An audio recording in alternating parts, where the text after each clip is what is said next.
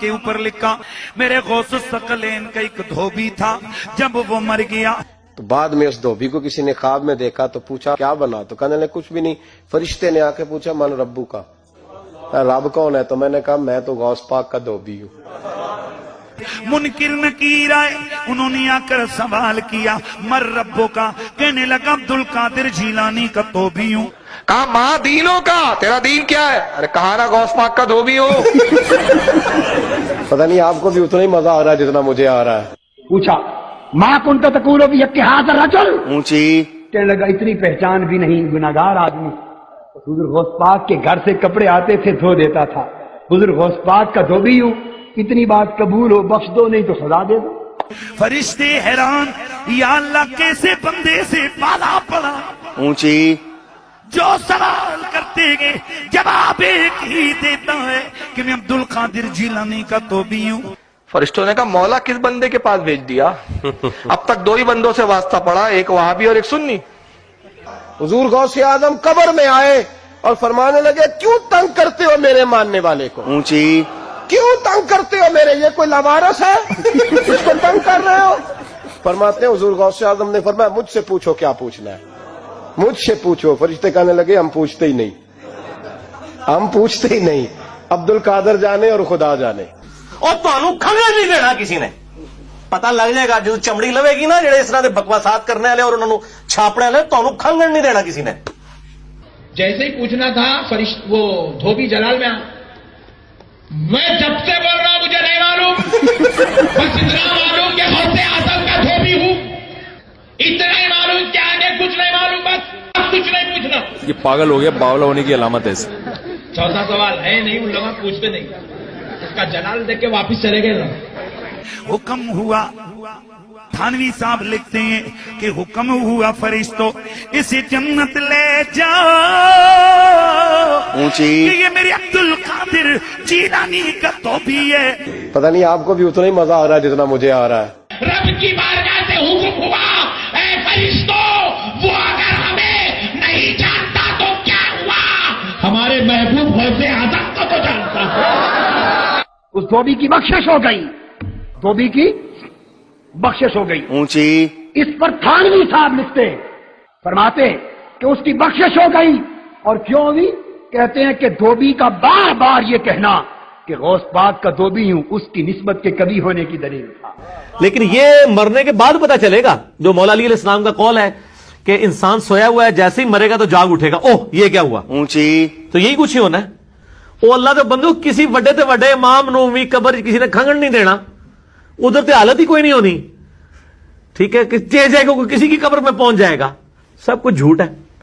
تو یہ ہوائیاں اڑ جائیں گی مرنے کے بعد، پتہ چل جائے گا کہ جناب یہ، وہ کہتا نہیں پتہ لگ جائے گا کہ آگے جا کے پتہ نہیں لگنا، تو انہوں لگ پتہ جانا ہے.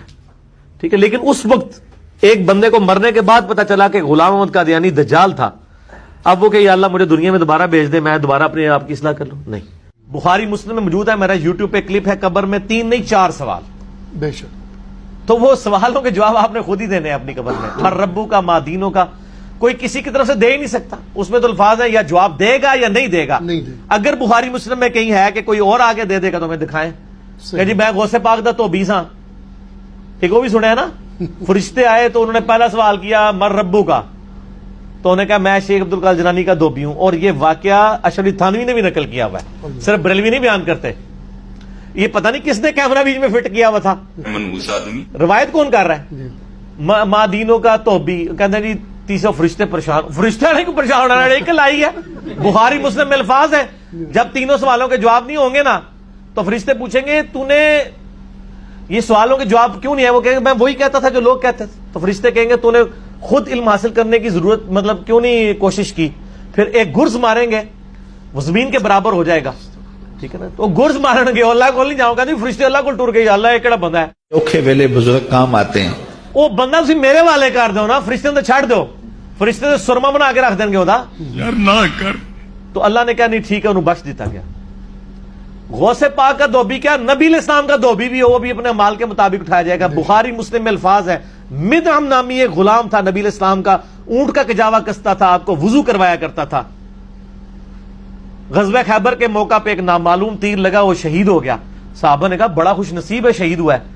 آپ فرمایا تم اسے شہادت کی خبریں اور یہ سنا رہے ہو خوش نصیب ہے, اور میں دیکھ رہا ہوں کہ اللہ تعالیٰ نے اس پہ آگ کی چادر ڈال دی ہے جو اس نے مال غنیمت کی ایک چادر چوری کی تھی. تو اسی غوث پاک دے تو بھی لے کے بیٹھے ہو اوکھے ویلے بزرگ کام آتے ہیں. اور کوڑ مارنے بند کر دو. اور بخاری مسلم کے الفاظ ہیں, مشکات میں بھی مال غنیمت میں چوری کے بیان والے چیپٹر میں آپ کو حدیث مل جائے گی. صحابہ کہتے ہیں اگر کسی نے ایک رسی بھی اٹھائی تھی نا وہ بھی اس نے بیت المال میں جمع کروا دی. یعنی لوگوں نے کہا یہ رسی ہے نا اس کی خیر ہے اٹھا کے لے. یہ صحابی میں فرق ہے اور عام آدمی میں. جب ان کو حدیث پہنچتی تھی فوراً توبہ کرتے تھے. یہاں لوگ پورے پورے پلاٹ ہڑپ کر جاتے ہیں لوگوں کے.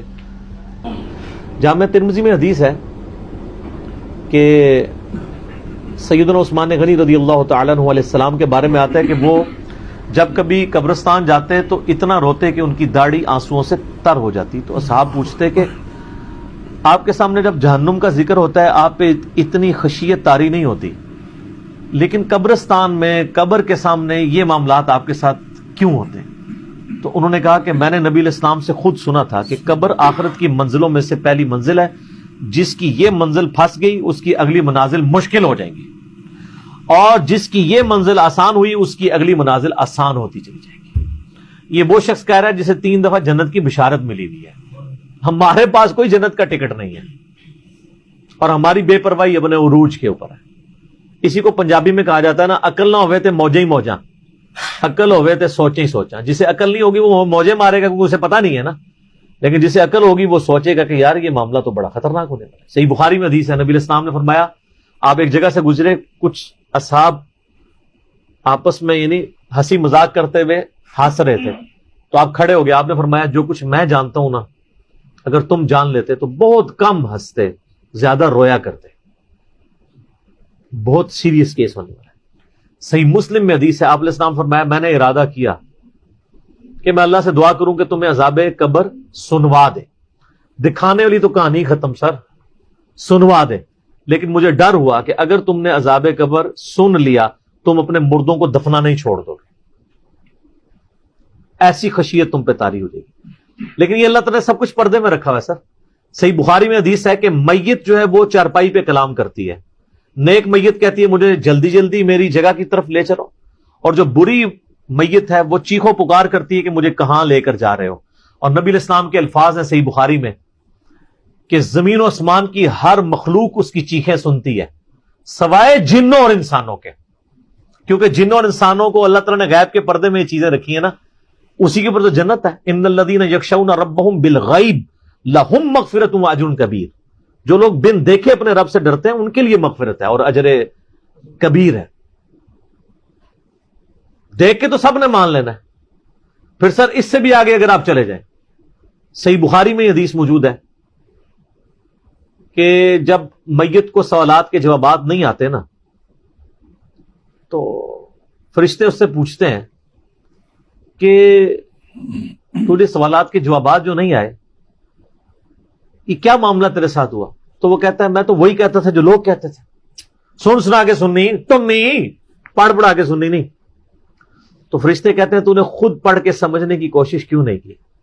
پھر فرشتے اسے ایک گرز مارتے ہیں جس سے وہ زمین کے اوپر بالکل جس کو کہتے ہیں نا پیرلل ہو جاتا ہے, زمین کے خاک بن جاتا ہے. اور اس کی جو گرز کی اگینسٹ اس کی چیخو پکار ہے اس کو جن و انس کے علاوہ تمام مخلوقات سنتی ہیں. اگر یہ سن لیں تو ظاہر ہے یہ تو پھر انسان کے بچے نہ بن جائیں.